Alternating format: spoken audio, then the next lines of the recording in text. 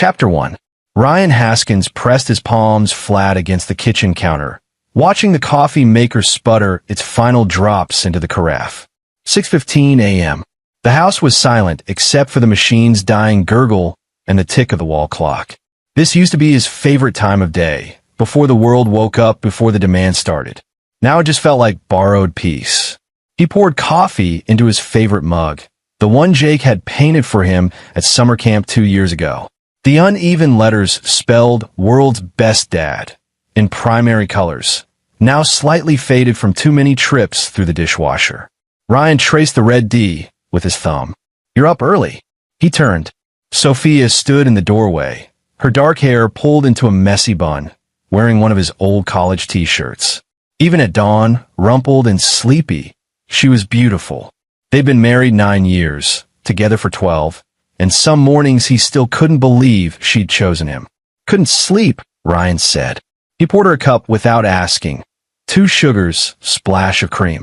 "Big presentation today." Sophia accepted the mug, their fingers brushing. "You'll do great." "You always do." Ryan managed to smile. He was a project manager at Meridian Construction, overseeing the development of a new medical complex downtown. It was the biggest project of his career, and yes, today's presentation to the investors mattered. But that wasn't what had kept him staring at the ceiling since 4 a.m. It was Jake. His son had been different lately.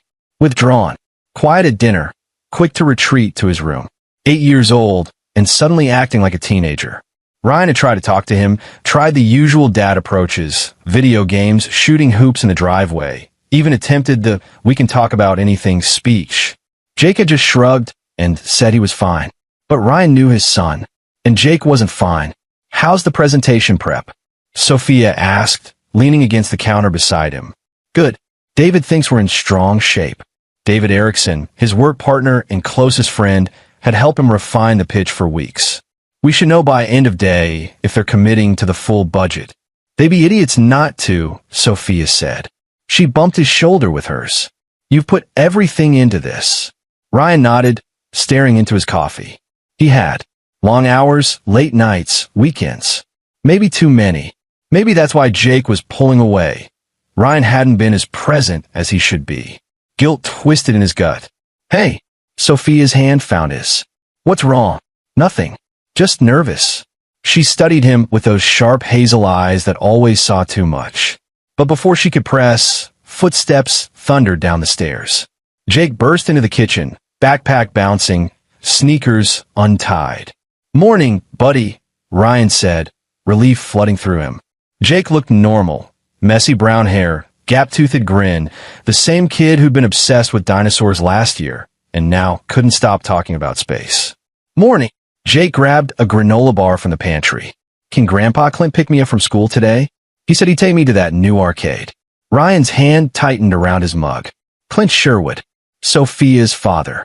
The man showed up 3 months ago after being absent for most of Sophia's childhood, claiming he wanted to make amends and be part of the family. Sophia, too forgiving for her own good, had let him back in.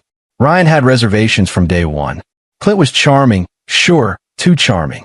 The kind of smooth talker who always had an angle. He'd been a salesman, a gambler, a drifter. He left Sophia and her mother Dina when Sophia was 10, leaving them scrambling and struggling. Now he was back, playing doting grandfather, and Sophia wanted to believe he'd changed. Ryan didn't buy it. Men like Clint didn't change. They just got better at the con. "I don't know, Jake," Ryan started. "It's a school night." "Please, Dad. Just for an hour. Grandpa Clint is really cool." Sophia touched Ryan's arm. "It's fine. Dad's been great with Jake." Ryan looked at his wife, saw the hope in her eyes. She wanted this to work. Wanted her father to be the dad she'd never had, the grandfather Jake deserved. How could he deny her that without sounding paranoid? "1 hour, Ryan said, "and you need to finish your homework first." Jake hooped and bounded over to hug him. "Thanks, Dad. You're the best." Ryan hugged him back, breathing in the smell of his son's shampoo. "Love you, buddy. Love you too." After Jake ran upstairs to grab his books, Sophia kissed Ryan's cheek.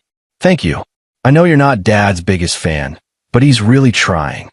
"I know." Ryan forced another smile. "I just want Jake to be safe." He will be. My dad loves him. Ryan nodded, said nothing more.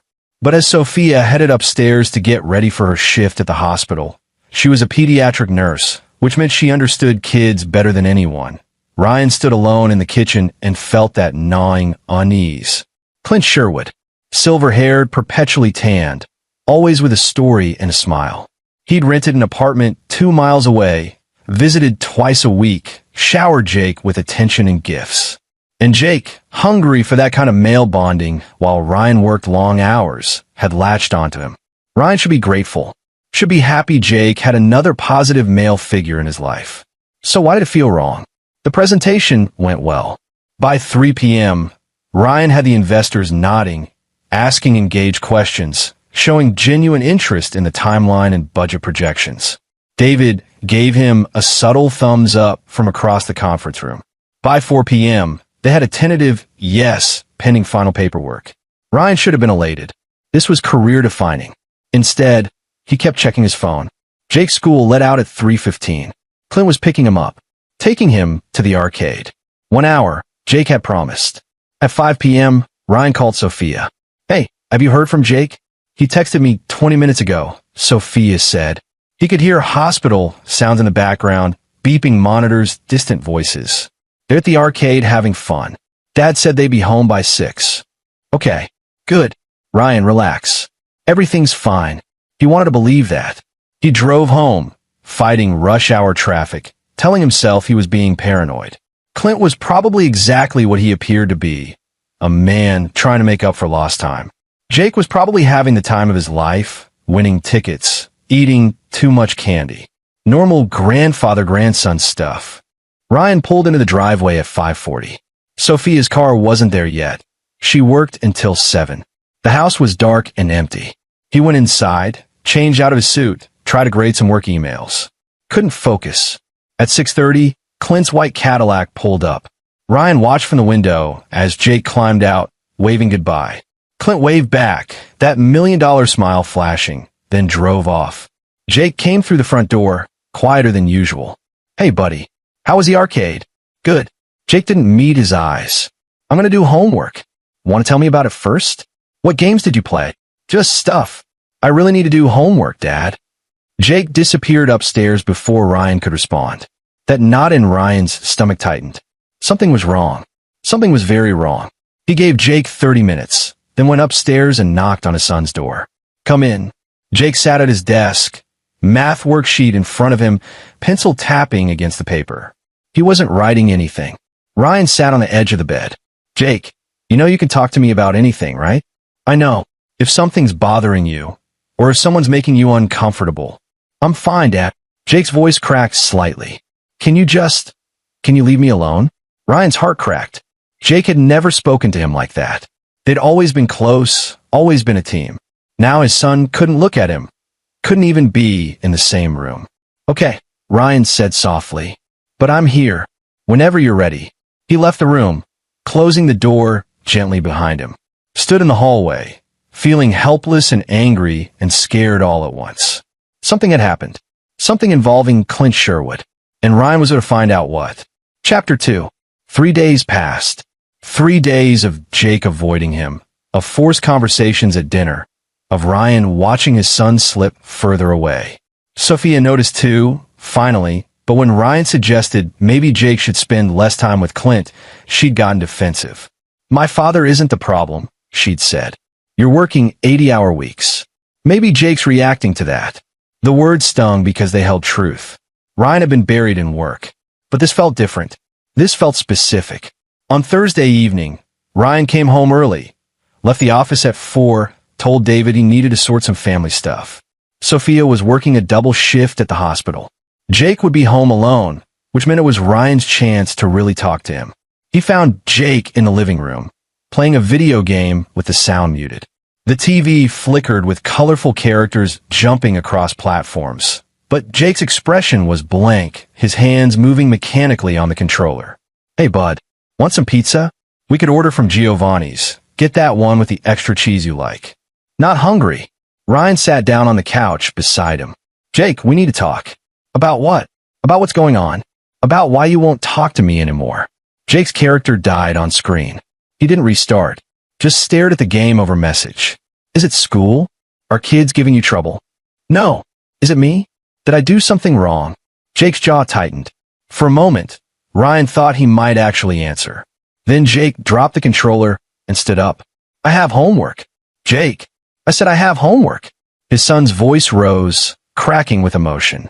Why don't you just leave me alone like you always do? The words hit like a punch. I don't, Jake, I'm here. I'm trying. But Jake was already running upstairs, and moments later Ryan heard his bedroom door slam. Ryan sat alone in the living room, head in his hands. He was losing his son and didn't know why. Didn't know how to fix it. His phone buzzed. A text from David. Investors signed off. We're greenlit for the full project. Drinks tomorrow to celebrate. Ryan stared at the message. The biggest professional achievement of his life, and he felt nothing. Just hollow. He texted back. Congrats. Need a rain check. Then he went upstairs and stood outside Jake's door, listening to his son cry on the other side. Friday afternoon, Ryan left work at 2 p.m. He didn't tell anyone, just grabbed his keys and drove. Not home, to Jake's school. He parked across the street with a clear view of the pickup area. Parents were already lining up, cars idling. Ryan slid down in his seat, feeling ridiculous. He was a grown man, stalking his own son's school like some paranoid detective. But something was wrong. He knew it in his bones. At 3:15, kids poured out. Ryan spotted Jake immediately, spotted the way his son walked slowly, shoulders hunched, scanning the parking lot, looking for Clint's white Cadillac. There it was, pulling up right on time. Clint got out, all smiles and waves. Jake walked over, and Ryan watched the exchange. Clint said something. Jake nodded, shoulders tensing. Clint put a hand on Jake's shoulder, leaning in close, speaking directly into his ear. Jake flinched. It was subtle. Anyone else might have missed it. But Ryan saw it. Saw his son pull back slightly, saw the discomfort in his posture. Then Clint's hand tightened on Jake's shoulder, and Jake went still. Compliant. Ryan's hands gripped the steering wheel, so hard his knuckles went white. They got in the car. Clint drove off. Ryan followed. He kept 2 cars back, feeling like a character in a bad movie. But he didn't care. Whatever was happening, he needed to know. Clint didn't go to the arcade. He drove to his apartment complex, a dated building on the east side, the kind with rust stains on the stucco and weeds pushing through the parking lot cracks. He and Jake went inside. Ryan sat in his car, engine off, watching the second-floor window. After 10 minutes, he couldn't take it anymore. He got out, crossed the parking lot, climbed the exterior stairs to the second floor. Found apartment 2C. He pressed his ear to the door. Voices. Muffled. Clint's low rumble, Jake's higher pitch. He couldn't make out words, but there was tension in the tones. Then silence. Ryan's hand went to the doorknob. Tested it. Locked. He stood there, warring with himself. He could knock. Demand to know what was going on. But what if he was wrong? What if it was innocent? What if it wasn't? Before he could decide, his phone rang, loud in the quiet hallway. Ryan swore, fumbled to silence it. Inside the apartment, movement. Footsteps approaching the door. Ryan bolted, ran down the stairs, heart hammering, feeling stupid and panicked and protective all at once. He made it to his car as the apartment door opened above. Clint's voice called out, "Hello? Someone there?" Ryan slid low in his seat, waited. After a moment, the door closed. He sat there for another hour. At 4:30, Clint and Jake emerged. They got in the car, drove to Jake's house, and Clint dropped him off. Normal. Routine. Like nothing was wrong. Ryan waited 5 minutes, then drove home. Jake was in the kitchen, drinking juice, when Ryan walked in. "Hey, buddy. How was your day?" "Fine." Jake wouldn't look at him. "Where were you?" "Work." "How was time with Grandpa Clint?" Jake's hand tightened around his juice glass. "Fine." Ryan crouched down, bringing himself to eye level. "Jake, if anything's wrong, you can tell me. I promise I won't be mad."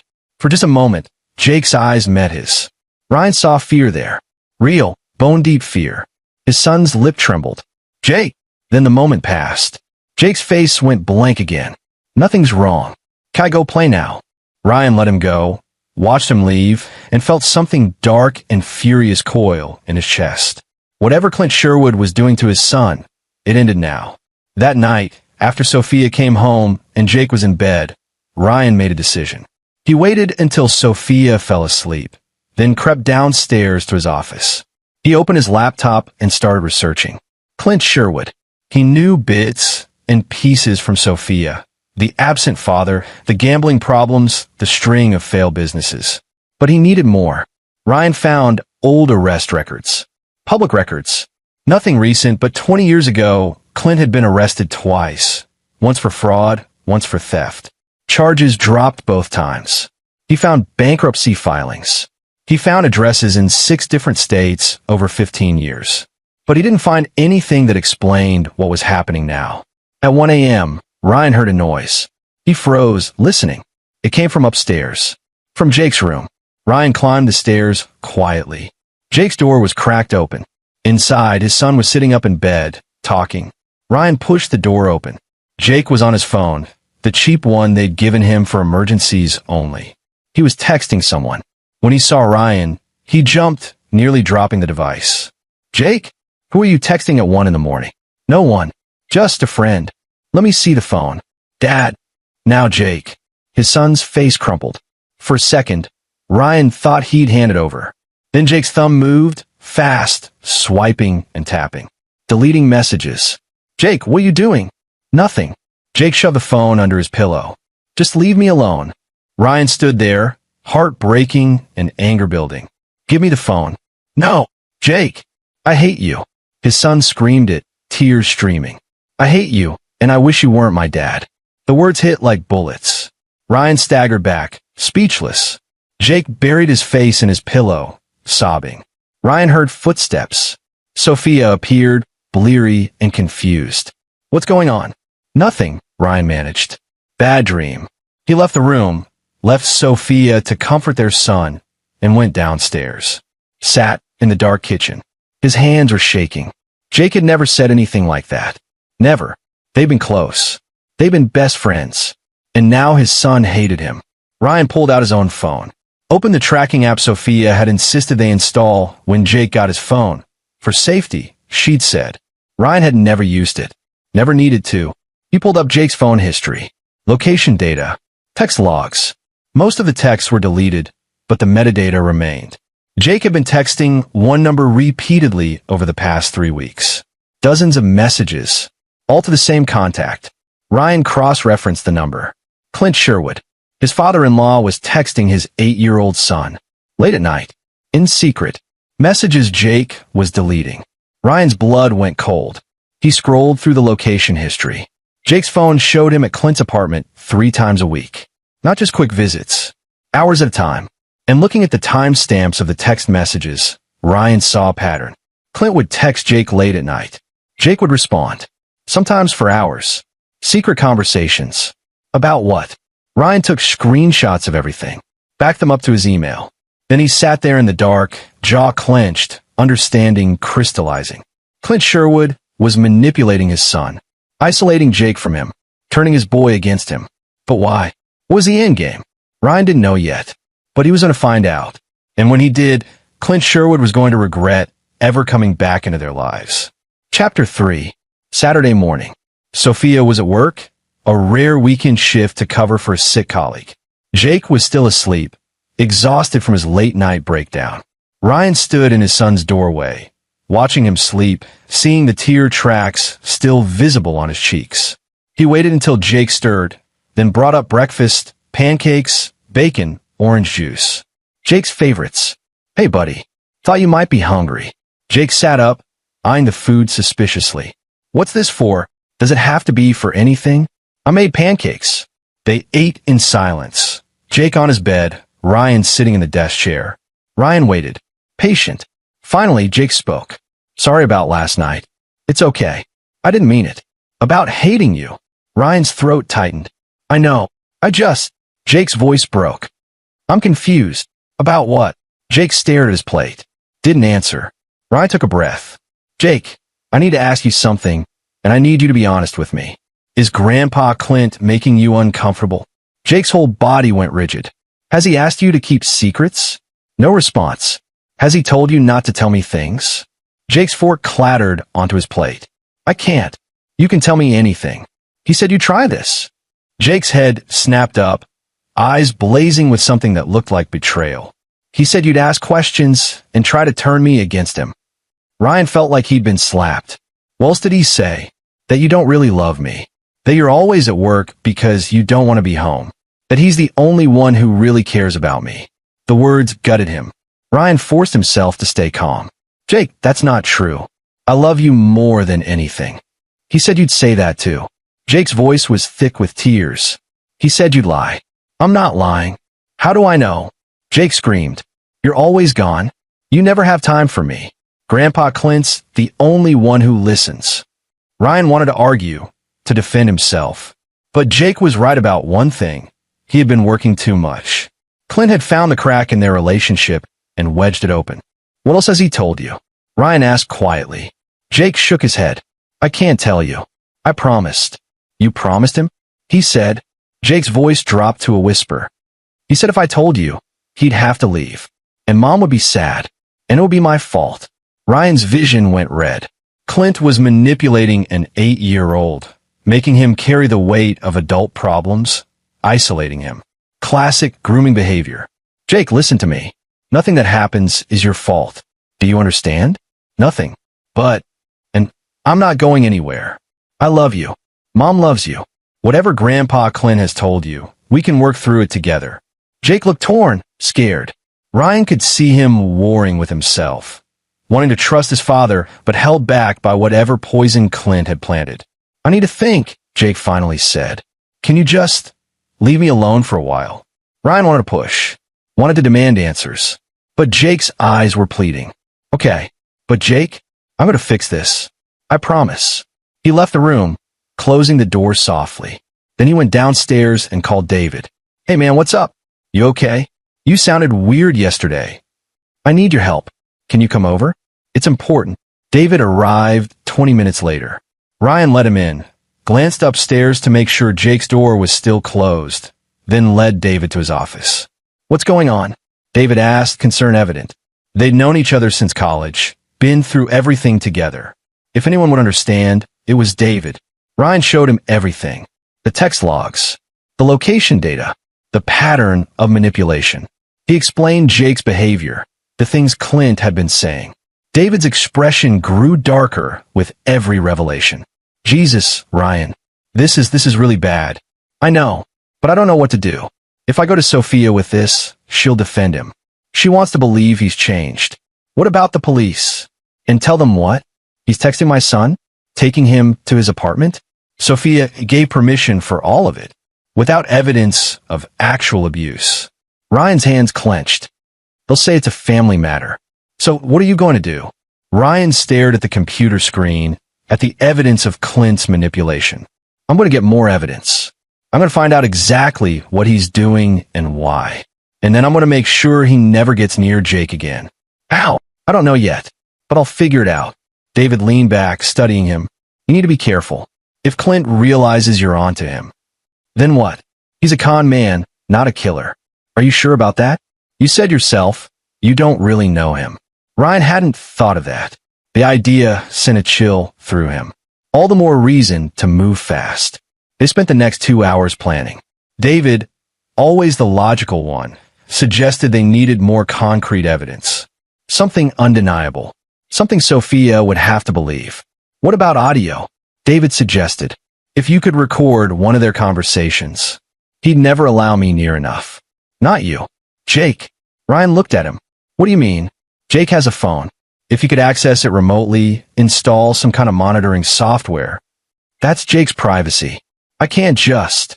Ryan, someone is actively harming your son. This isn't about privacy anymore. Ryan knew he was right. Hated that he was right. But David was correct. This was about Jake's safety. Okay, how do we do it? David pulled out his laptop. There's software that can mirror a phone's activity to another device. Messages, calls, everything. If I can get access to Jake's phone for 15 minutes, I can set it up. He's upstairs now. I could get it. Do it. Ryan crept upstairs. Jake's door was closed, and he could hear his son talking on the phone again. Of course. Ryan eased the door open. Jake was facing away, phone pressed to his ear. I know, but he was asking questions. Pause. No, I didn't tell him anything. Okay, I promise. Ryan backed away before Jake could notice. Couldn't take the phone now. He'd have to wait. He returned downstairs. He's on it right now. Probably talking to Clint. We'll get another chance, David said. In the meantime, what do you know about Clint's background? Really know? Not much. Sophia doesn't talk about him. Maybe that's where we start. If he's running some kind of con, there's usually a pattern. Let me do some digging. David left with a promise to call as soon as he found anything. Ryan spent the rest of the day in a fog, going through the motions. When Sophia came home at 6, exhausted from her shift, she found Ryan making dinner while Jake sat silently at the kitchen table. Everything okay? She asked. Fine, Ryan lied. Just a quiet day. That night, after everyone was asleep, Ryan's phone buzzed with a text from David. Call me. Found something. Ryan slipped out to his car, called from the driveway. What did you find? Clint's been in town longer than he told you. I found rental records. He's been here for 6 months, not 3. Ryan's grip tightened on the phone.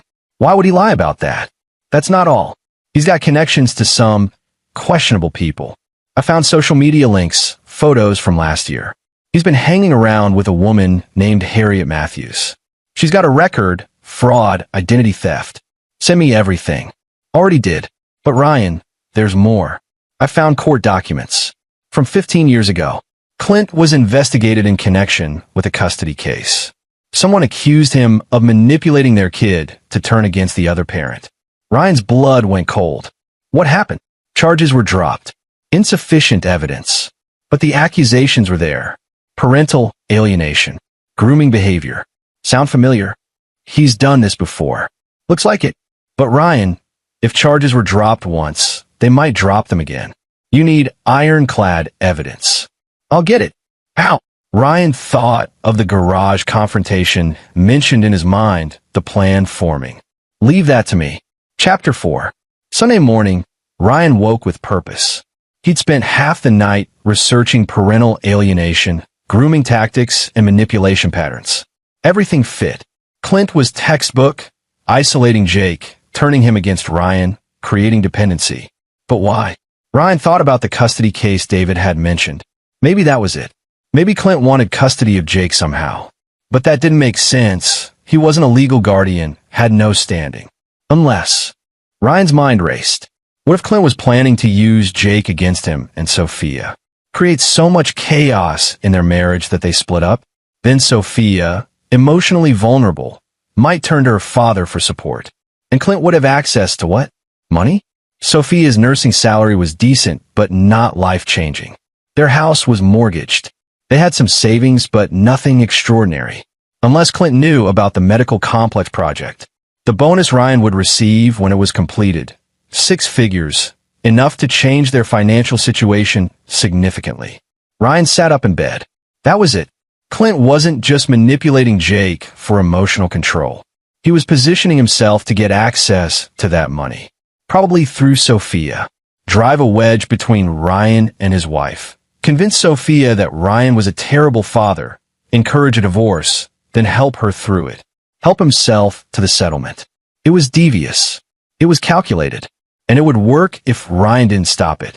Sophia stirred beside him. You're up early again. Couldn't sleep.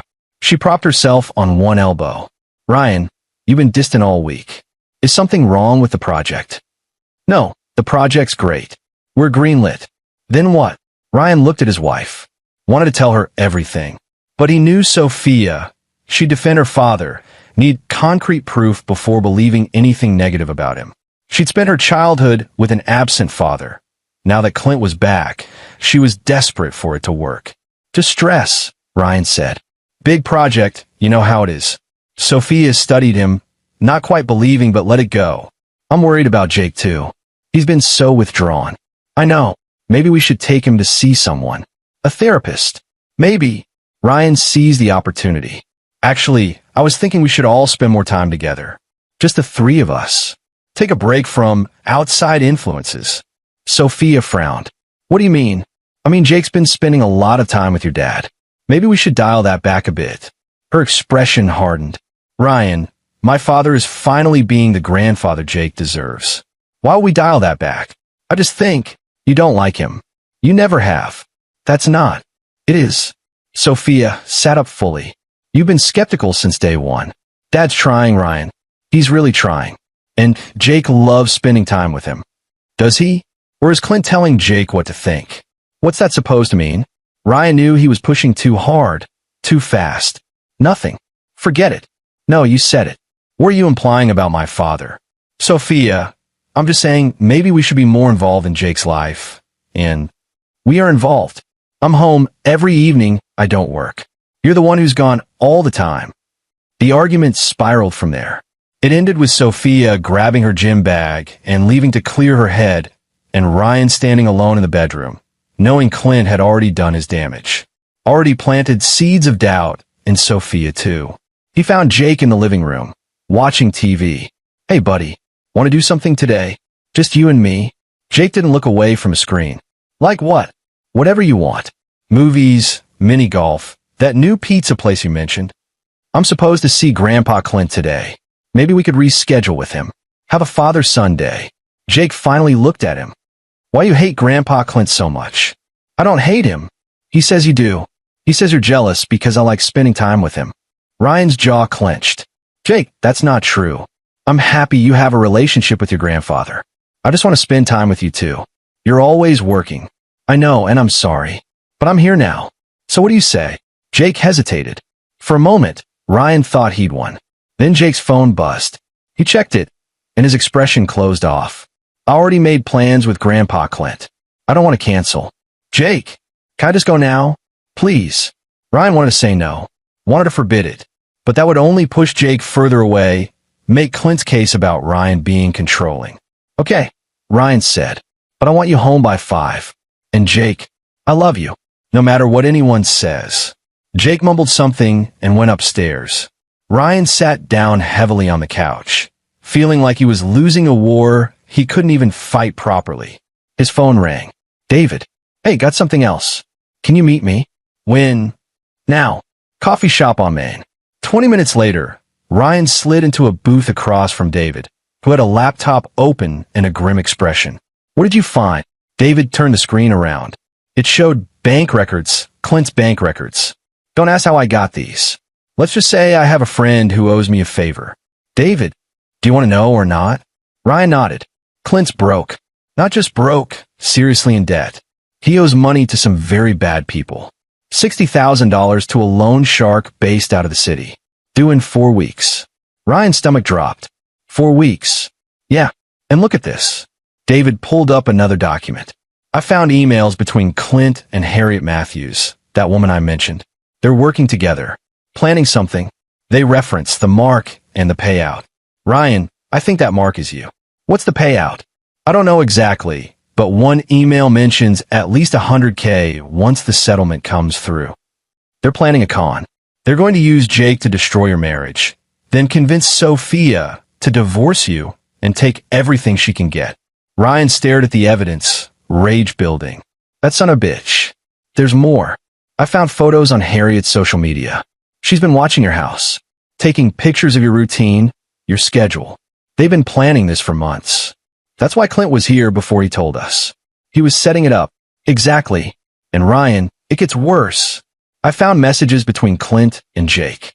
I managed to recover some deleted texts from Jake's phone backup. How did you?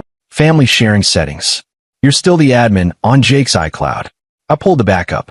David showed him the messages. Ryan read them, his vision blurring with fury. Clint had been systematically poisoning Jake against him for weeks, telling Jake that Ryan didn't love him, that Ryan was planning to leave, that Clint was the only one who truly cared. He'd been grooming Jake to testify against Ryan in a custody hearing. This is insane, Ryan breathed. It's calculated, and it's working. Ryan, you need to act now. If this goes to court, if Sophia believes Clint's version of events, you could lose everything. Your son, your marriage, your money. Ryan's hands shook with barely contained rage. I need to stop this. Ow! I don't know yet, but I'm going to confront Clint. Get him to confess on record. He'll never confess. He will if he thinks he's won. If he thinks I'm broken. Ryan's mind was working now, forming a plan. I'm going to give him what he wants. I'm going to make him think his con worked. What do you mean? I'm going to pretend to fall apart. Make it look like my marriage is crumbling. Make Clint think victory is right around the corner. Then, when he's confident and cocky, I'll get him to show his hand. David looked skeptical. That's risky. You have a better idea? Yeah. Go to the cops with this. And tell them what? That my father-in-law is texting my son? That he's in debt? That he has a criminal associate? None of it's illegal. Not yet. I need a confession. I need him to admit what he's doing and why. David sighed. Okay, but you need to be smart about this. If Clint figures out you're onto him, he won't. I'll be careful. They spent the next hour planning. Ryan would stage a fight with Sophia, a big one that Clint would hear about through Jake. He'd move out, make it look like the marriage was over. Meanwhile, David would help install monitoring software on Jake's phone so they could track all communications with Clint. And Ryan would engineer a confrontation, one where he'd get Clint to reveal everything. It's going to take perfect timing, David warned. I don't care. I'm getting my son back. That evening, Ryan staged the fight. He waited until Jake was in earshot, then picked a fight with Sophia over dinner about Clint's involvement in their lives. He let himself get loud, angry. Sophia responded in kind, defensive of her father. Jake sat frozen at the table, watching his parents scream at each other for the first time in his life. It ended with Ryan grabbing his car keys and storming out, not coming back. He spent the night in a hotel, hating himself for scaring Jake, but knowing it was necessary. His phone blew up with texts from Sophia, apologizing and asking him to come home. From Jake, short messages that said, "Dad, and are you okay?" And then, tellingly, nothing more. Because Jake had texted Clint. Ryan knew he had, and Clint would be celebrating, thinking his plan was working perfectly. Ryan lay in the hotel bed, staring at the ceiling, thinking about the garage confrontation he was planning. He needed to be smart. Record everything. Get Clint to confess on tape. Then he'd have what he needed. He just had to wait for the right moment. Chapter 5. Ryan returned home Monday morning, playing the part of the defeated husband. Sophia was getting ready for work, eyes red from crying. They had a tense, quiet conversation where Ryan apologized for overreacting and promised to work on his issues with Clint. Sophia bought it, relief evident on her face. "I just want our family to be okay," she said. "Me too." Ryan kissed her forehead, hating the deception but knowing it was necessary. Jake was quieter than ever at breakfast. Wouldn't look at Ryan. His phone kept buzzing, and Ryan knew. Clint was texting him, probably coaching him on how to respond to Ryan's return. After Sophia and Jake left, her to work, him to school, Ryan called David. "I'm in. Got the software ready." "Yeah, I need Jake's phone for 10 minutes. I'll get it tonight." Ryan went through his day on autopilot. The medical complex project needed his attention, but he could barely focus.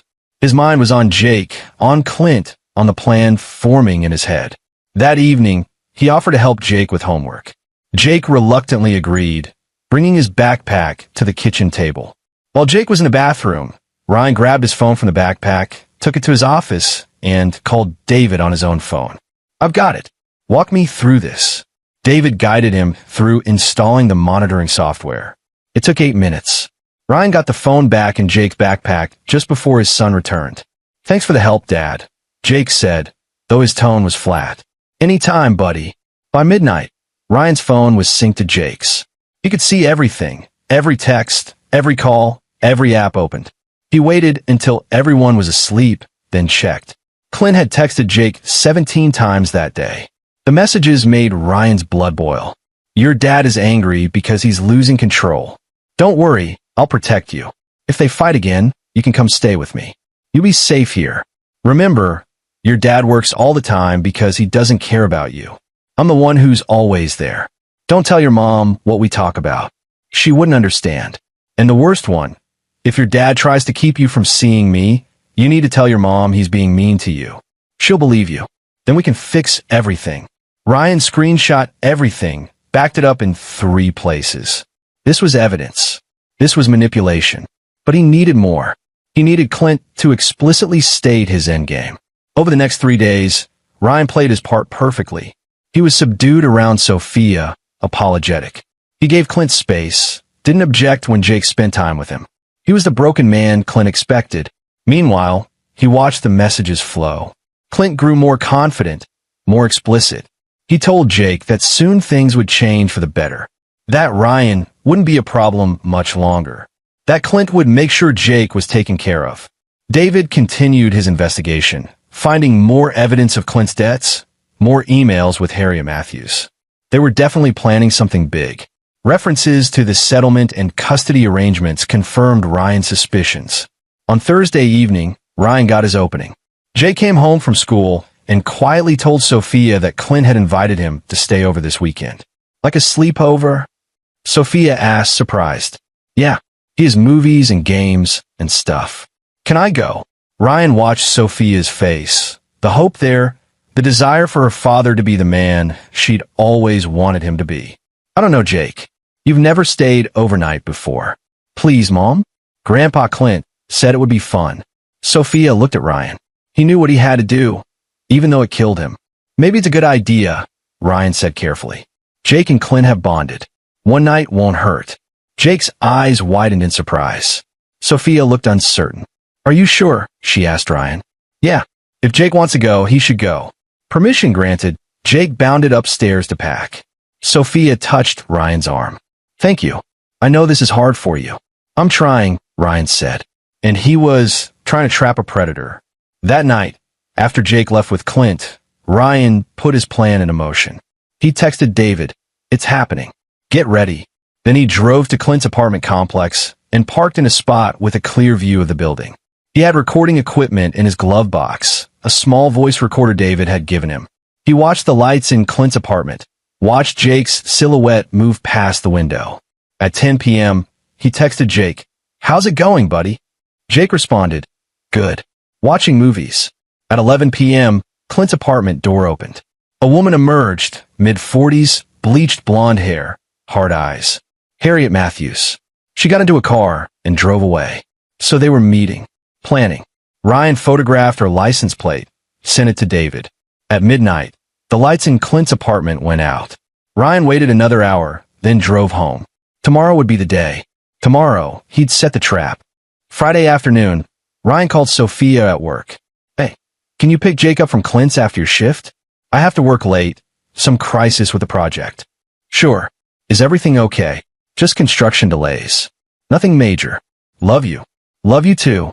Ryan hung up, guilt churning. But this had to work. He called David next. Phase 2. "I need you to call Clint. Use a burner phone. Tell him you're from the loan shark's office. Tell him his payment is due this weekend, or there will be consequences." "Ryan, are you sure?" "Just do it. I need him panicked and desperate. That's when people make mistakes." David made the call. Ryan listened on speaker as he delivered the threat. Clint's voice went tight with fear. "I'll have it. I just need a few more days. You have until Sunday, midnight, or we send someone to collect." The call ended. Ryan checked Jake's phone remotely. Clint immediately texted Jake, "Change of plans. I need to run an errand tomorrow morning. You'll stay here with the TV. Won't be long." Ryan smiled grimly. Clint was panicking, trying to figure out how to get money fast. And Ryan was betting he'd reach out to his accomplice, Harriet. Sure enough, Clint called Harriet. Ryan couldn't hear the conversation, but he saw its aftermath in texts. "We need to move up the timeline. Can you get access to her accounts by Monday?" Harriet's response, "If you can get the info, yes. But you said you needed more time." "No choice now. The mark needs to break this weekend. Then we move." "What about the kid?" "He's insurance. If the wife hesitates, the kid testifies." Simple. There it was. The confession Ryan needed. They were planning to use Jake as a weapon, get access to Sophia's accounts, take whatever they could, and disappear. Ryan screenshot everything, sent it to David. "Got them. Now we spring the trap." Saturday morning, Ryan told Sophia he needed to run errands. Instead, he drove to his bank, withdrew $5,000 in cash, put it in an envelope. He drove to a pawn shop, bought a cheap watch, put that in another envelope. Then he drove to Clint's apartment. He knocked. Clint answered, surprised to see him. "Ryan, what are you doing here?" I need to talk to you. It's important. About Jake. Clint's expression shifted, calculating. Jake's here. Maybe this isn't the best time. It won't take long. Can we talk in your garage? I saw you have storage there. Clint hesitated, then nodded. They went downstairs to the parking garage. Clint's storage unit was filled with junk, old furniture, boxes. Ryan stepped inside, Clint following. Ryan turned, faced him. The voice recorder was in his pocket, already running. I know what you're doing. Clint's smile didn't waver. What are you talking about? I know about your debts. About Harriet. About your plan to destroy my marriage and take our money. For a second, real fear flashed in Clint's eyes. Then he laughed. You're paranoid, Ryan. Maybe that's why Sophia is so unhappy. My son told me everything. That got him. Clint's smile faltered. Jake wouldn't. He did. Last night. Told me how you've been coaching him, telling him to lie about me. Told me about the plan. Clint's jaw clenched. You're delusional. Ryan pulled out his phone, showed him the screenshots. The text between Clint and Jake. The emails with Harriet. The evidence of death. Clint's face went pale, then red. Where did you get that? Doesn't matter. What matters is I have it. And I'm going to the police. You can't. That's illegal. So, is conspiracy to commit fraud. So, is parental alienation. So, is financial exploitation. Ryan stepped closer. You're finished, Clint. Clint's mask finally cracked. The smooth charm vanished, replaced by cold rage. You self-righteous prick. You have no idea what it's like to have nothing. To be desperate. I was owed that money. Sophia's my daughter. She's not your meal ticket. She owes me. I gave her life. And what did I get? Abandoned by her mother. Left with nothing. Clint was shouting now, years of resentment spilling out. This family owes me. You left them. You were the one who disappeared. Because there was no money. But now there is, and I'm taking what's mine. By destroying an 8-year-old, Jake will be fine. Better off without a workaholic father who barely notices him. I notice him plenty. Then why was he so easy to turn against you? Clint sneered. Face it, Ryan. You're a shitty father. I just helped Jake see the truth. Ryan's fist clenched. He wanted to hit him. Wanted to smash that smirk off Clint's face. But he held back. He had what he needed. You're not getting a penny, Ryan said quietly. And you're never seeing Jake again. Clint laughed bitterly. You can't stop me. Sophia will believe me over you. She always does. Her dear old dad. Try to reconnect. He leaned in close, voice dropping to a hiss. I'll make sure Jake tells everyone how terrible you are. How you neglect him. Abuse him, even. Who do you think they'll believe? A decorated nurse's father, or an absent workaholic? You destroy your own grandson. He's a means to an end. Kids are resilient. He'll get over it. Clint straightened. Now get out of my garage before I call the cops for harassment. Ryan smiled coldly. Pulled out the voice recorder. Held it up. Everything you just said? Recorded. Clint's face went from confident to terrified in an instant. He lunged for the recorder. Ryan stepped back, pocketed it. Touch me, and it gets worse for you. You son of a bitch. I'm going to give you a choice, Ryan said, voice calm despite the rage burning inside him. You have 48 hours to leave this state. Pack your shit. Tell Sophia whatever lie you want about why you're leaving, and go. If you're gone by Monday morning, I won't press charges. The recording stays private. You disappear from our lives forever. And if I don't, Ryan stepped closer. Let Clint see the cold fury in his eyes. If I ever see you near my family again, there won't be a conversation.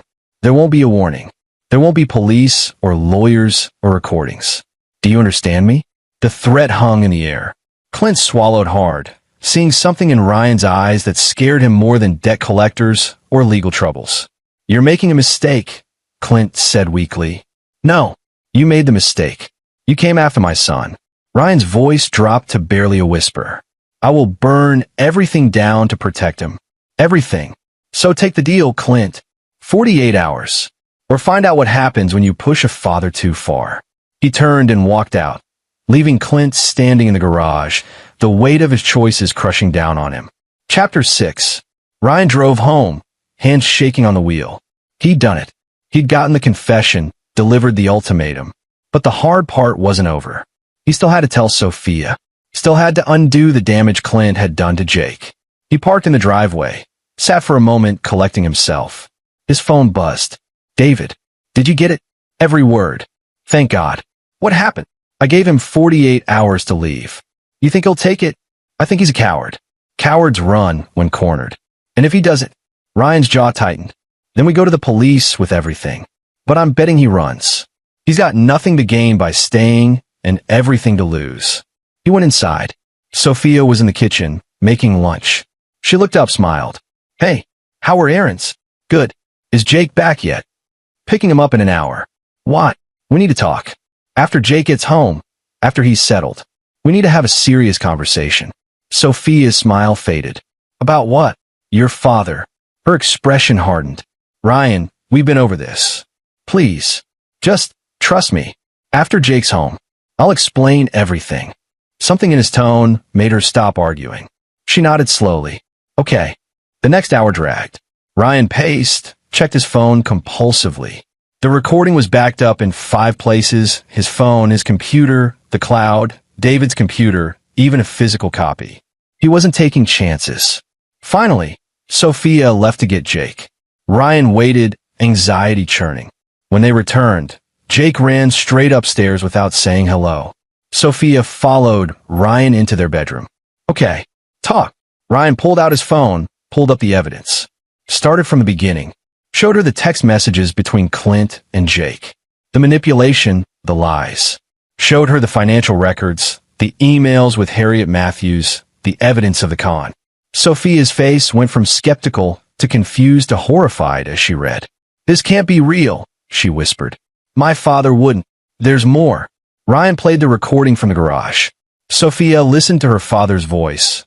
Heard him call Jake a means to an end. Heard him talk about the con. Heard him threaten to make Jake lie about Ryan. By the end, tears were streaming down her face. He was using Jake, she said, voice breaking. He was using all of us. Ryan pulled her into his arms. I'm sorry. I know you wanted to believe he'd changed. I was so stupid. I wanted him to be the father I never had. I wanted it so badly I couldn't see. Her voice cracked. Jake. Oh God, Jake. What has he done to our son? We'll fix it. We'll get Jake into therapy. We'll undo the damage.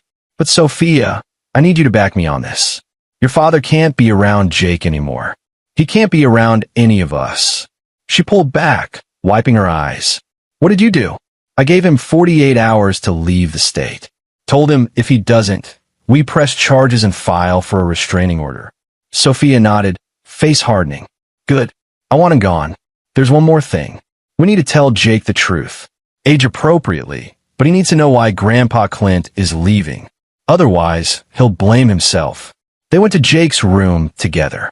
He was lying on his bed, staring at the ceiling. Jake, we need to talk to you, Sophia said gently. About what?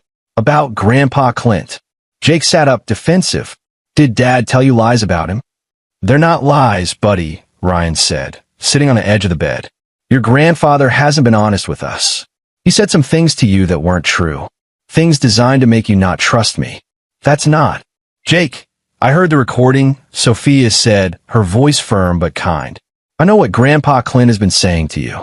About your dad, about our family. Honey, none of it was true. Grandpa Clint was trying to hurt us. Jake's face crumpled. But he said he loved me. I'm sure part of him does, Ryan said carefully. But he was also using you. And that's not okay. So Grandpa Clint is going to go away for a while. A long while. Because of me? Jake's voice broke. Because I told him stuff? No, buddy. None of this is your fault. Grandpa Clint is an adult who made bad choices. You didn't do anything wrong. But I was mean to you. I said I hated you. Ryan pulled Jake into a hug. You were confused. And I understand. But Jake, I need you to know something. I love you. I have always loved you. I'm sorry I've been working so much. That's going to change. I'm going to be here more. But even when I'm busy, even when I mess up, I will always love you. Always. Jake sobbed into his shoulder. Sophia joined the hug, and they sat there as a family, holding each other while Jake cried out weeks of confusion and pain. Is Grandpa Clint ever coming back? Jake finally asked. No, Ryan said. He's not. Good, Jake whispered. I don't want to see him again. Some of the things he said, they scared me. Ryan and Sophia exchanged looks over their son's head. They'd get Jake into therapy next week. Start undoing the damage. It would take time, but they'd do it together. Sunday evening, Ryan's phone rang. Unknown number. He answered. Ryan Haskins? Yeah. This is Harriet Matthews. Clint told me what you did. Ryan's blood chilled. Where's Clint? Gone. Ran like the coward he is. Left me holding the bag. Her voice was bitter. Thought you should know, the guys he owes money to? They're not happy he disappeared. They're looking for someone to pay. I told them about you. I didn't borrow money from them. No, but you're why Clint can't pay. Figure they might want to have a conversation with you about that. Ryan's grip tightened on the phone. If anyone comes near my family, relax. I'm not that vindictive. Just thought you deserved a heads up. Those guys don't mess around. She paused. Clint used me too, you know. Promised me a cut that'll never come. So maybe we're both victims here. Difference is I didn't try to hurt a kid. True. Harriet laughed without humor. Good luck, Ryan. You're going to need it. She hung up. Ryan stared at his phone, new worry gnawing at him. Clint's debts. The loan sharks. He called David immediately. We might have a problem. After explaining the situation, David was quiet for a moment. Okay, here's what we do. First, you file a police report. Get everything on record. Clint Kahn, the threats, all of it. Second, you install a security system. Cameras, alarms, the works. Third, you vary your routine. Don't be predictable. You think they'll actually come after me? I think desperate people do desperate things. Better safe than sorry. Monday morning, Ryan filed a police report. Showed them the evidence, the recording, everything. The detective listened, took notes, assured Ryan they'd investigate. They'd issue a warrant for Clint's arrest, track him down. Ryan drove to Jake's school, talked to the principal. Explained the situation. No one except Ryan or Sophia was authorized to pick up Jake. If anyone else tried, call the police immediately. The principal agreed, made notes in Jake's file. By Monday afternoon, Ryan had installed security cameras at the house, changed the locks, and varied his route home. He was probably being paranoid, but probably wasn't good enough when Jake's safety was on the line. That evening, David came over with news. Clint's gone. Like really gone. I have a contact who tracked his credit cards. He drove straight to Mexico. Crossed the border yesterday. Mexico. Makes sense. No extradition for fraud. He's probably planning to hide out until the heat dies down. What about the loan sharks? That's the interesting part. I asked around, very carefully, and apparently Clint's debt was sold. Someone bought it off the original lender. Who? David grinned. You're not going to believe this. Me. Ryan stared at him. What? I had some money set aside, called in a favor with a guy I know. Bought Clint's debt for 30 cents on the dollar. Figured it was worth it to make sure no one came after you. David, I can't let you. You're not letting me anything. Consider it an investment in my best friend's safety. Besides, now if Clint ever shows his face again, I own him. Legally. David's smile turned sharp. And I can make his life hell. Ryan didn't know what to say. Thank you. You do the same for me. They sat in comfortable silence for a moment. Then Ryan asked, do you think it's really over? With Clint? Yeah. He's too much of a coward to come back. With Jake, David's expression softened. That'll take time. But you're a good dad, Ryan. You'll get through this. Ryan hoped he was right. Chapter 7. 2 weeks later, life had started to find a new normal. Jake was seeing a therapist twice a week, a kind woman named Dr. Pamela Pratt who specialized in childhood trauma. She was working with Jake to untangle the manipulation, rebuild his self-esteem, and process what had happened. Ryan had cut back his hours at work. David had taken on more of the project management, insisting Ryan needed to focus on family. The medical complex would still get built, just with Ryan working reasonable hours instead of brutal ones. Sophia had thrown herself into understanding parental alienation, reading everything she could find. She blamed herself for letting Clint back in, for not seeing the signs, for putting Jake at risk. Ryan kept reminding her that Clint was a professional con man, that she couldn't have known. But I should have, she said one night, lying in bed beside him. I'm his mother. I should have protected him better. You did protect him. We both did once we knew. That's what matters. She curled into him. I keep thinking about what might have happened if you hadn't figured it out. If Clint's plan had worked. But it didn't. We caught it in time. Barely. Ryan held her tighter. She was right. It had been close. Too close. If Ryan had waited even a week longer, if he hadn't been paying attention, if he hadn't acted, he pushed the thoughts away. They'd won. That was what mattered. Jake was getting better too. Slowly, but noticeably. He smiled more. Talked more. Started sleeping through the night again without nightmares. One evening, he came downstairs while Ryan was watching TV. "Dad, can we play that video game? The one we used to play together?" Ryan's heart swelled. "Absolutely, buddy." They played for 2 hours, and it felt like old times. Jake laughing at Ryan's terrible strategy. Ryan pretending to be offended. The comfortable rhythm of father and son doing something simple together. After Jake went to bed, Sophia hugged Ryan. "Thank you." "For what?" "For saving our son. For being the father he needed. I should have been that father all along." "You were. You are. Clint just made you doubt yourself." "But Jake never doubted you, not really." That's why the manipulation hurt him so much, because deep down, he knew the truth. Ryan hoped she was right. Hoped that when Jake looked back on this years from now, he'd remember his father fighting for him. Not the weeks of alienation, but the moment Ryan stood up and said enough. 3 weeks after Clint fled to Mexico, Ryan got a call from the detective handling the case. "Mr. Haskins?" "Detective Kentman, I wanted to update you on Clint Sherwood." "Did you find him?" "Not yet. But we did find his accomplice, Harriet Matthews. She's been arrested on fraud charges related to a different case. During questioning, she gave us a lot of information about Sherwood's operation. Turns out you weren't his first target. He's been running variations of this con for 15 years. Ryan's stomach turned. 15 years. At least. Different states, different families. Always the same pattern. A strange parent returns, targets grandkids, creates chaos, exploits the situation financially. He's made hundreds of thousands doing this. Jesus. Matthews says he's done this at least 8 times that she knows of. Probably more. We're working with other jurisdictions now, building a case. When we find him, and we will, he's going away for a long time. What about the other families? The other kids? We're reaching out. Some of the cases are old, the kids are adults now, but they deserve to know what happened. And some might want to press charges. After the call ended, Ryan sat in his office, processing. 8 families. 8 kids manipulated and traumatized. How many relationships had Clint destroyed?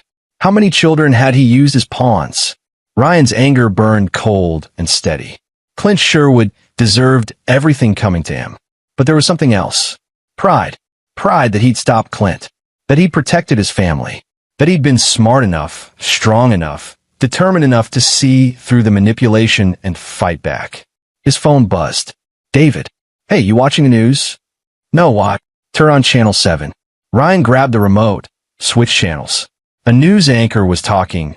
"Fugitive wanted for fraud and parental alienation in multiple states has been located in Mexico. Clint Sherwood, 57, was arrested by Mexican authorities this morning and will be extradited to the United States to face charges." The screen showed Clint's mugshot, disheveled, scared. Nothing like the smooth charmer who'd shown up 3 months ago. "They got him," Ryan breathed. "They got him," David confirmed. Guess Mexico wasn't as safe as he thought. "Good." Ryan felt a weight lift off his shoulders. "That's good."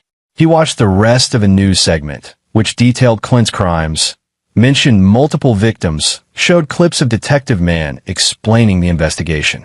At the end, the anchor said, "If you or someone you know has been affected by parental alienation, resources are available." Ryan turned off the TV. It was over. Really, truly over. Clint would face justice. The other families would get closure. And Jake was safe. He went upstairs, found Jake reading in bed. "Hey, buddy. Can I come in?" "Sure." Ryan sat on the edge of the bed. "I wanted to tell you something. The police found Grandpa Clint. He's been arrested." Jake's eyes widened. "He has?" "Yeah. He's going to face consequences for what he did. To us and to other families." "There were others?" "Yes. You weren't the only one he hurt. But it's over now. He can't hurt anyone else."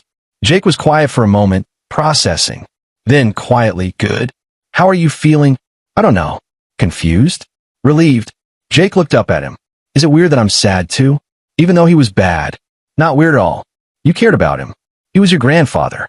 It's okay to have complicated feelings. Dr. Pratt says that too. Dr. Pratt's smart. Jake smiled a little. Yeah. He hesitated then. Dad? I'm sorry I said those things to you. The mean things. You don't have to apologize. I want to. I was wrong. You're not a bad dad. You're the best dad. Ryan's eyes stung. He pulled Jake into a hug. I love you so much, buddy. Love you too, Dad. The trial was 6 months later. Ryan and Sophia attended, leaving Jake with David and his wife. They want to see Clint face justice. Clint looked different in court, smaller somehow, stripped of his charm and confidence. He wore an orange jumpsuit, his silver hair greasy and unkempt. When his eyes met Ryan's across the courtroom, there was no smirk, just defeat. The prosecutor presented the evidence. Recordings, emails, testimony from Harriet Matthews and other victims. 8 families came forward, some with children now grown who testified about the lasting damage Clint's manipulation had caused. Ryan took the stand, played his recording, explained what Clint had done to Jake. The jury listened, their faces growing harder with each revelation. Sophia testified too, her voice steady as she described the betrayal of her father using her son as a pawn. Clint's defense was weak, tried to paint himself as a desperate man making poor choices, tried to claim he really did care about his daughter and grandson. The jury didn't buy it. Guilty on all charges. Fraud, conspiracy, child endangerment, parental alienation. 15 years, no parole eligibility for 7. As they led Clint away, he looked back at Sophia one last time. She met his gaze, her expression cold and unforgiving. Goodbye, Dad, she said quietly. He flinched as if struck, then disappeared through the courthouse doors. Outside, reporters crowded around, but Ryan and Sophia pushed through to their car. They drove home in silence, processing. It's really over, Sophia finally said. Yeah, it is. Do you think Jake will be okay? Long term, I think he'll be better than okay. He's strong. He's resilient. And he has us. Sophia nodded, wiping tears. Thank you. For fighting for him. For us. Always. Chapter 8. 1 year later, Ryan stood in the backyard, watching Jake play with a new puppy, a golden retriever they'd gotten 2 months ago named Cooper. Jake was laughing, throwing a tennis ball, completely carefree in a way Ryan hadn't seen in a long time. Dr. Pratt had said Jake was doing remarkably well. The therapy had worked. Jake had processed the manipulation, understood it wasn't his fault, and rebuilt his sense of security. He was thriving in school, had made new friends, and most importantly, his relationship with Ryan and Sophia was stronger than ever. He looks happy, Sophia said, coming up beside Ryan and slipping her hand into his. He does. We all do. Ryan looked at his wife. They'd been through hell and come out the other side stronger. Their marriage had been tested, but it hadn't broken. If anything, the experience had brought them closer. I've been thinking, Sophia said, about starting a support group for families who've gone through parental alienation. That's a great idea. I talked to some of the other families from the trial. A few are interested. I thought maybe we could help others who are going through what we went through. Ryan pulled her close. You're amazing, you know that. I learned from the best. Jake ran over, Cooper bounding at his heels. Dad, Mom, watch this trick I taught Cooper. They watched as Jake put Cooper through a series of simple commands: sit, stay, shake. Cooper obeyed most of them, his tail wagging enthusiastically. That's great, buddy. Ryan said, you're a natural dog trainer. Jake beamed. Can we get another dog? Let's see how we do with one first, Sophia laughed. Later that evening, after Jake was in bed and Cooper was snoring in his dog bed, Ryan sat in his office, looking at photos on his computer. There was one from a year ago, Jake's school picture from 3rd grade, taken right in the middle of Clint's manipulation. Ryan could see the tension in Jake's forced smile, the guardedness in his eyes. Then there was one from last week, Jake's 4th grade picture. The difference was striking. Jake looked genuinely happy, relaxed, confident, like himself again. Ryan's phone buzzed. A text from David. Beer tomorrow night? Celebrate the medical complex finally being done. Absolutely, Ryan typed back. The medical complex had been completed last month, 6 months ahead of schedule. Ryan's bonus had been even bigger than expected. They'd used some of it to take a family vacation to the Grand Canyon, some to start Jake's college fund, and some to donate to organizations that help families dealing with parental alienation. The rest sat in savings, a reminder that money wasn't what mattered. Family did. Ryan turned off his computer, checked on Jake one last time, saw him sleeping peacefully, Cooper curled at the foot of his bed, then went to his own bedroom. Sophia was already asleep, her face peaceful in the dim light from the hallway. Ryan slid into bed beside her, careful not to wake her. He lay there, listening to the quiet sounds of his house, the hum of the air conditioning, the distant bark of a neighborhood dog, the settling of floorboards. A year ago, his family had been under attack. A year ago, he'd been fighting for his son's trust, his marriage's stability, his family's survival. Now peace. Hard-won, precious peace. He closed his eyes and slept. Chapter 9. 3 years later. Ryan sat in the audience of Jake's middle school auditorium, watching his son receive an award for academic achievement. Jake stood on stage, confident and poised, delivering a short speech about the importance of perseverance. There was a time when things were really hard, Jake said, his voice clear and steady, when I felt confused and lost. But my parents never gave up on me. They fought for me, even when I couldn't fight for myself. So this award isn't just mine. It's theirs too. Ryan felt Sophia squeeze his hand. He blinked back tears. After the ceremony, Jake ran over, medal around his neck. Did you see, Dad? Did you see? I saw, buddy. I'm so proud of you. Can we get ice cream to celebrate? Absolutely. They went to Jake's favorite ice cream shop. The three of them squished into a booth, laughing about Jake's dramatic fall during the award ceremony walk that he'd played off like nothing happened. Classic Jake, Sophia teased. Always sticking the landing even when there is no landing. I'm graceful, Jake protested through a mouthful of chocolate chip. You're something, Ryan agreed, ruffling his hair. On the drive home, Jake asked casually, Dad, do you ever think about Grandpa Clint? Ryan glanced in the rearview mirror. Jake's expression was curious, but not upset. Dr. Pratt had warned them Jake might ask about Clint as he got older, as he tried to make sense of what happened. Sometimes, Ryan said honestly. Do you? Sometimes. Mostly I just feel bad for him. Bad for him? Yeah. Like, he must have been really broken inside to do what he did. To hurt people he was supposed to love. Ryan exchanged a look with Sophia. Their son's empathy, even for someone who'd tried to destroy him, was remarkable. That's a very mature way to look at it, Sophia said gently. Dr. Pratt and I talked about it. She says hurt people hurt people. Grandpa Clint must have been hurt really bad. That's true, Ryan said. But it doesn't excuse what he did. I know. I'm not saying I forgive him or anything. Just that I understand better now. They pulled into the driveway. Jake hopped out, Cooper barking excitedly at the door. As Jake ran inside, Sophia turned to Ryan. He's going to be okay. He already is. No, I mean really okay. Not just surviving, but thriving. Did you hear that speech? That's our son. I know. Ryan's voice was thick with emotion. We did good. You did good. You saved him. We saved him. Together. Inside, Jake was playing with Cooper, the dog jumping around him in circles. Ryan watched from the doorway, a sense of contentment settling over him. This right here was what mattered. Not the job, not the money, not the achievements. This. Family. Love. Protection. Later that night, after Jake was in bed, Ryan and Sophia sat on the back porch, sharing a bottle of wine under the stars. I got a call today, Sophia said, from a support group. They want to expand, maybe go national. They asked if I'd consider being on the board. What did you say? I said I'd think about it. It would mean more time commitment, more work. But Ryan, we've helped so many families already. If we could reach more people, then you should do it. You sure? Absolutely. You're incredible at it. And Jake's old enough now that he doesn't need as much hands-on attention. What about you? How's work? Ryan smiled. Good. Great, actually.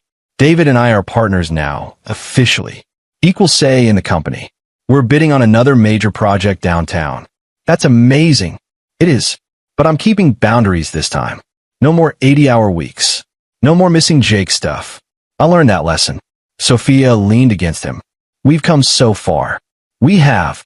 They sat in comfortable silence, listening to the night sounds, crickets, distant traffic, the rustle of wind through trees.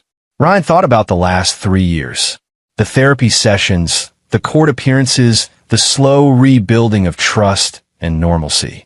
The moments of doubt and fear. The victories, small and large.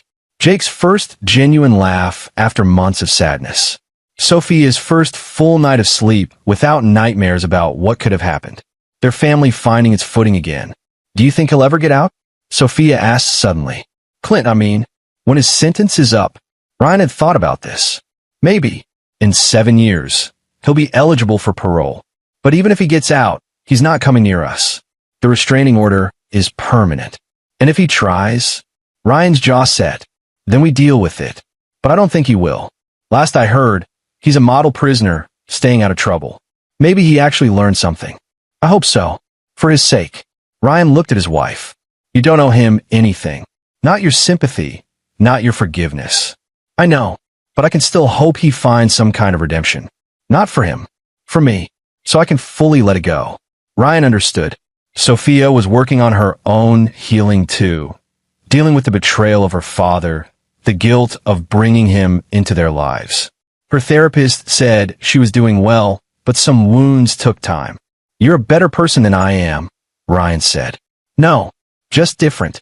They finished the wine, went inside, checked on Jake one more time, a routine they'd maintained even as he got older.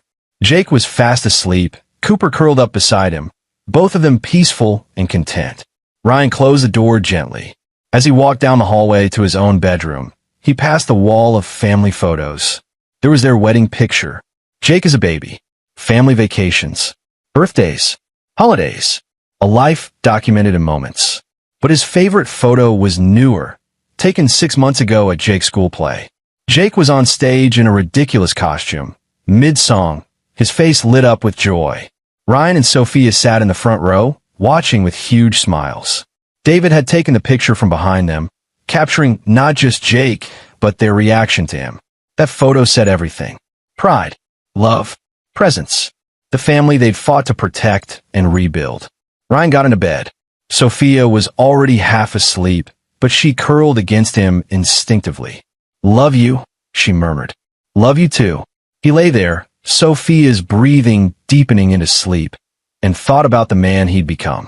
Before Clint, he'd been drifting, working too much, disconnecting from what mattered.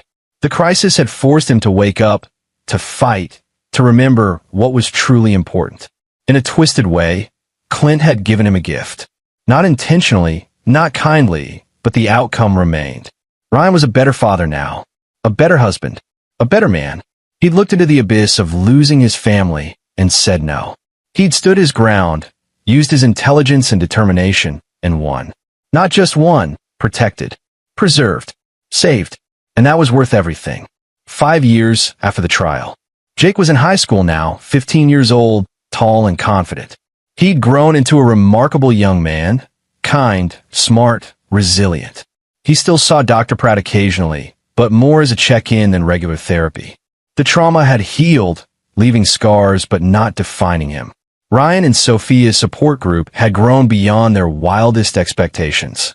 They'd helped dozens of families, provided resources and advocacy, even lobbied for better laws around parental alienation. Sophia had become a passionate advocate, speaking at conferences, writing articles. She'd found her calling. David and Ryan's company thrived. They'd completed 3 major projects, earned industry recognition, built a reputation for quality and integrity. Ryan worked hard but smart, present for his family, successful in his career, balanced in a way he'd never managed before. One Saturday afternoon, Ryan was in the garage working on his car, a hobby he'd picked up as a way to de-stress, when Jake appeared in the doorway. Hey, Dad, can we talk? Of course. Ryan wiped his hands on a rag. What's up? Jake leaned against the workbench. I've been thinking about what happened. With Grandpa Clint. Ryan's heart clenched, but he kept his expression neutral. Okay, I want to understand it better. Not just what he did, but why. Like the psychology of it. Any particular reason? I'm thinking about majoring in psychology. Maybe becoming a therapist. Helping kids who've been through what I went through. Ryan felt a surge of pride so strong it almost knocked him over. Jake, that's incredible. You think so? I think you'd be amazing at it. You have empathy, you've been through it yourself, and you have a good heart. Jake smiled.